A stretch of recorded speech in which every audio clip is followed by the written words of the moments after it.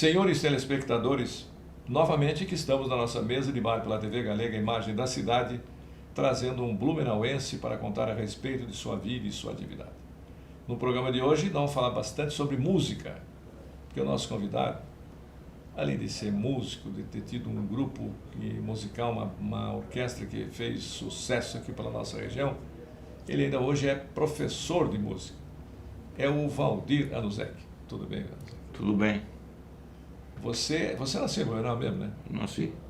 Onde eu moro. É? De frente, hoje em dia está situado o Banco Bradesco.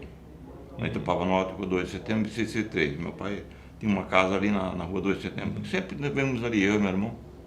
E meu irmão nasceu de frente ao Cassiano. Depois o pai mudou. A casa que ele tinha lá, ele vendeu, aí fomos morar na Rua do Cassiano ali. De frente ao Cassiano, meu irmão nasceu ali, né? 3 anos depois de mim, o Edemar. Você só vocês dois? Não, eu tive uma irmã. Eu tive uma irmã. E que aconteceu o seguinte, meu irmão tinha dado uma de Tarzan na casa do Sigla, que tem uma cerâmica, e caiu e quebrou a perna.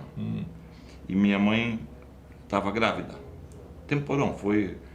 Nós já era com 13, 14 anos, o Edemar tem 3 anos a menos, e aí a filha nasceu, linda, linda minha irmã. E aí ela sentiu mal, o pai e a mãe levaram para o hospital. Aí o médico trouxe ela morta. 20 dias. Só que minha mãe tinha levado, foi um choque para ela. E fora isso, nós tínhamos uma plantação de amendoim na frente da casa. A mãe tinha muita cobra ali. Então a mãe levou 2, 3 sustos naquela época que ela estava grávida. E eu creio que tinha afetado ela, né? Criança. Creio, não sei se foi, né? Então, já nasceu morta, né? Não, ela nasceu linda, viva, linda, né? linda, perfeita. Aí a minha mãe viu que ela sentiu mal, ela batizou ela em casa. Ela batizou ela ainda, levou para o hospital. O médico foi fazer a consulta, trouxe ela nas mãos falecidas já. Então, aí ficaram 20 dias. Só você e o Edemar. É. O Edemar virou filho pródigo, né? Porque foi embora para São Paulo. O Lazinho lançou o Edemar aqui na Rádio Nero Ramos. E aí, não sei, tinha uns locutores aqui, que é amigo dele, eu não esqueci o nome dele agora, que era de Minas Gerais, ele trabalhava nele, ele foi embora, aí o Edemar assumiu o lugar dele aqui. E daí depois o cara trabalhava em São Paulo, aí ele teve uma oferta do Jovem Pan. Aí ele pegou, foi.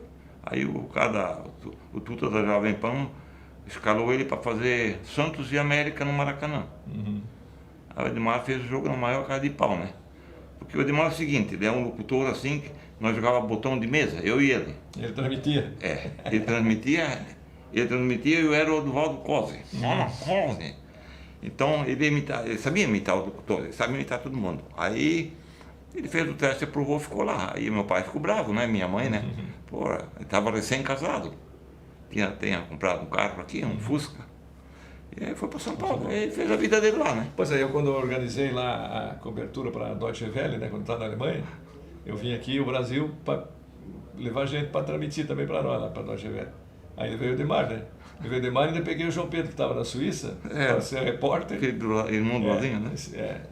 Ainda vive? Não, filho irmão do Álvaro Correia. Vive ainda? O João Pedro, sim, lá em Curitiba. Meu amigo.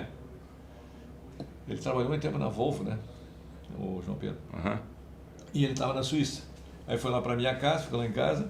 E ainda tinha mais o Ayrton Cordeiro, que era um outro locutor esportivo de Curitiba também, que nós pegamos para algumas coisas. E o pessoal que já tinha lá, né? Tinha um perna que era blumenauense, que virou carioca também, né? Era Arthur Puerner, era o perna do açougue, né? Estudou no Pedro II ali e tudo, mas ele virou carioca, o Arthur. Nós tínhamos que antigamente eu gostava muito do pai do Peninha, né? Que era um bom locutor, eu era muito amigo do Tesoura Júnior, né? A gente sempre conversava com o Tesoura. Eu e o Edemar ficamos escutando a marcha do esporte. O disco ele devia ter furado, ou ele comprou mais outro, né? E é engraçado porque o Tesoura, ele só tinha o nome de Tesoura. Aí o Sadi Lopes, quando veio pra cá, né, disse, pô, mas tem que ter um sobrenome, então vamos botar Tesoura Júnior. Tesoura Júnior. Tesoura pequena. Ele era da malária? Porque assim, o que ele fazia pro falecido também, que tinha o programa de esporte, era a marcha do esporte, era do Era do... Do Gonçalves? Não, outra ainda. Foi o primeiro que transmitiu o esporte aqui em... O Zé de Júnior?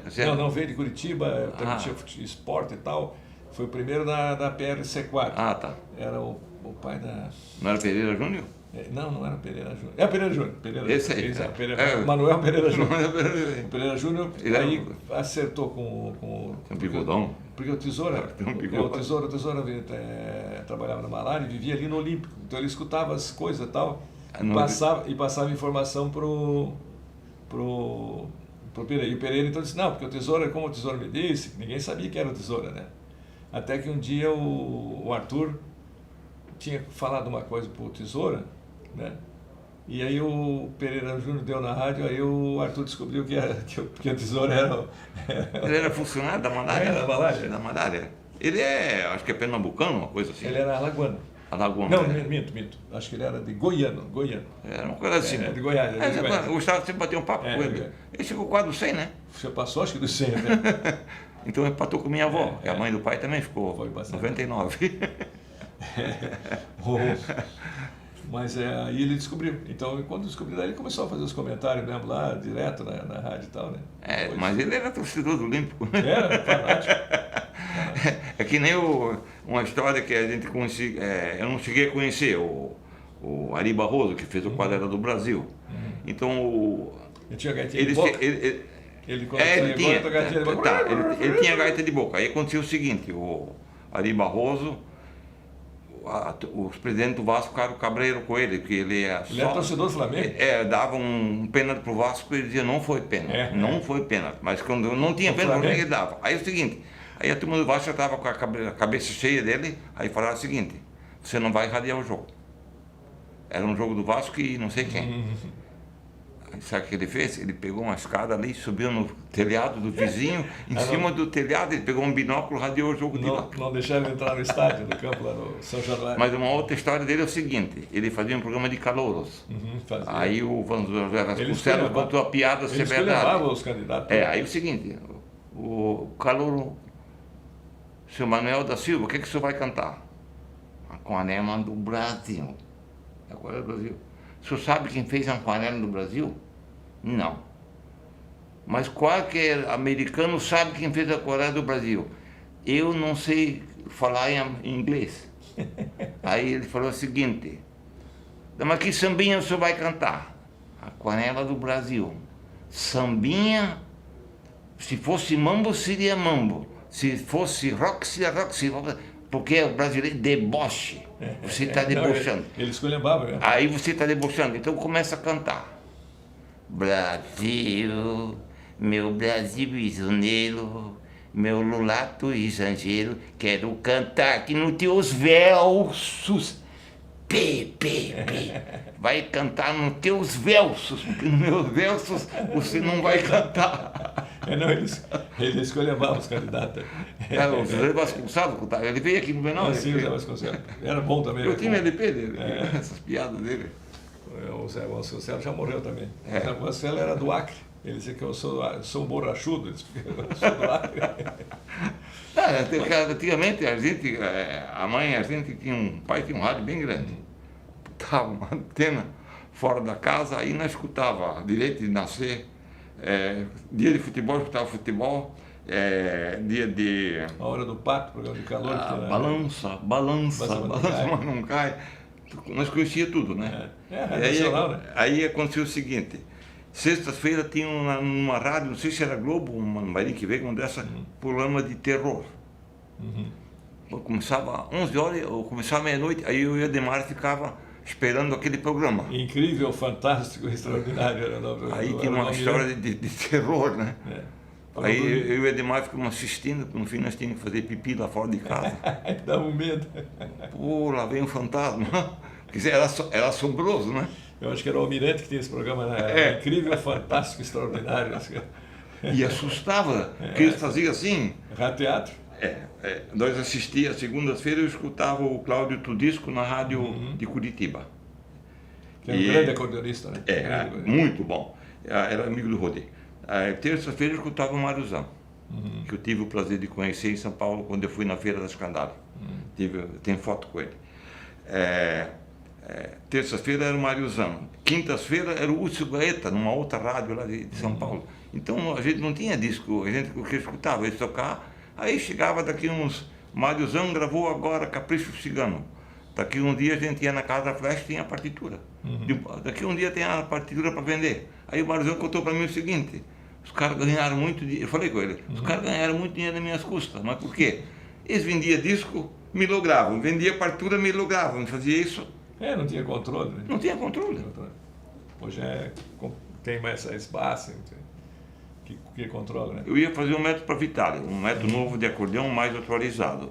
Aí eu falei com o dono da Vitale, eu vendia para eles.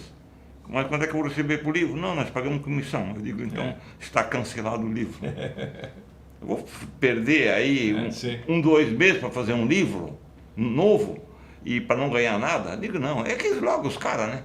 Eles botam aqui assim, ó, esse livro aqui, eles botam assim, 24,73. Esse é um livro que o Rudy fez, mas a fábrica de gaita pagou. Sim, agora com a facilidade de impressão, né? Hoje o cara manda impressão, faz impressão, manda pela celular, ninguém mais compra. Acontece o seguinte, Pimpão, eu quando abri a loja em 75, 76, eu pagava o aluguel com venda de livros, métodos, partituras. Eu tinha método de piano, de violão, de guitarra, de bandolim, cordas, de tudo que é instrumento. Eu tinha uma moça só para cuidar de livros. Ela era especialista, fazia os pedidos e então eu chegava assim, usei quarto centenário, eu comprava 20 partituras. Roberto Carlos, música do Roberto Carlos, sucesso, música do sucesso. Porque não tinha xerox. Pois não tinha. Aí o professor vinha, eu tinha cliente de Joinville, eu tinha cliente de Florianópolis, eu tinha cliente de Brusque. Aí eu estive na feira em São Paulo, aí eu fui lá, vi um italiano lá vender acordeões, eu fui lá no seu Valério, ele dava assistência, meu amigo. Aí eu estava tocando com o italiano lá, ele com um acordeão de botão e eu com o acordeão, tocando umas valsas francesas. Italiano, bom, o dono da fábrica. Aí o cara veio lá escutar nós tocar. Aí eu olhei assim pro cara. Aí eu, boa tarde. Eu te conheço, ele disse. Digo, não sei quem é o senhor. Eu sou cliente da tua loja, eu sou Bruno Moritz. Eu comprava sempre partitura na tua loja. Ele estava morando em São Paulo na época, né? Mas acontece o seguinte, eu estava no escritório em cima, você sabe onde era a loja, né? Nós era vizinho, né? Ia tomar um cafezinho lá na Bita Sul e puxar um papinho lá, né? Que tinha lá, você e mais o subgerente lá, né? Você era o gerente, né? E a gente ia bater um papo, tomar um cafezinho de graça, né? Lógico. Ninguém é trouxa, né? E aí... E era bom que cafezinho na Bita Sul. De graça ainda. Vinha gente longe para tomar cafezinho. Às vezes não tinha nada para fazer, a gente ficava lá. Tinha mão de fada a mulher que fazia. Eu tinha uma poupançazinha lá, né?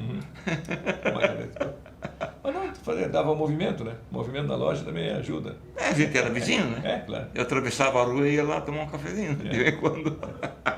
Tinha o seu Cuca, lembra aquele que vendia verdura, entregava nas casas lá com a bicicleta, mas ele tinha um calhambeque, que da noite ele cuidava ali num estacionamento, passava a noite todo cuidando de carro no estacionamento.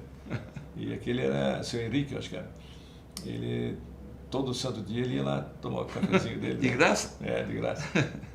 Acho que ele saía dali, ia lá na pesca, tomava o cafezinho na pesca, depois ia no Bradesco, assim, se alimentava com o café. Existe o amigo e existe o chupim, né? Mas vamos fazer uma pausa, voltar para os comerciais. E já a gente volta com o segundo bloco do nosso Mesa de Bar de hoje, que tem a participação do Valdir Anuzeca. Os comerciais.